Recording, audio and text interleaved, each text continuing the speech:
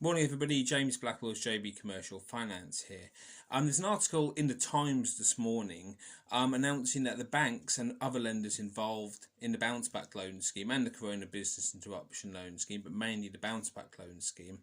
are thinking about appointing independent debt collecting agencies with regard to any potential arrears that occur on these loan accounts. Now, guys like myself have been saying for months, and it's documented through this particular YouTube channel, that there's not the resource out there for banks to actually chase any arrears that inevitably occur on the bounce back loan next year. They simply don't have the manpower, and to do so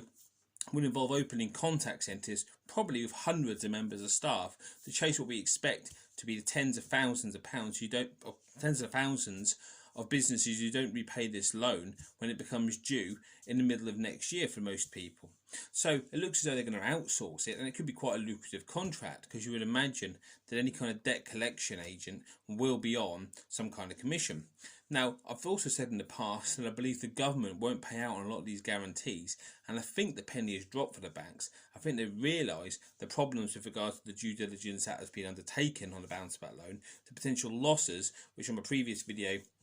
announced was estimated to be around about the 24 billion mark, and the fact that they won't get repaid these government debt mean that by appointing an agency on a commission basis to actually get some of this money back is probably a shrewd move. But more importantly, what does that mean for the SME owner? Now, I said in the video last week that I believe that because of the resource issue the banks have got, that as long as you keep your loan up to date, you probably won't be hassled for it. Now, clearly, if you've claimed this loan, any of these loans, but especially the bounce back loan, on a fraudulent basis, you should immediately repay that, and you should just draw a line under it. But if you don't, if you can't, if you spent that money, or you simply do struggle with your legitimate business going forward, then please keep these loans up to date, because by outsourcing it to somebody who may have a vested interest, i.e. financial and targeted, in getting that money back, it's going to put a lot more pressure on you as a business owner to actually make any arrears up.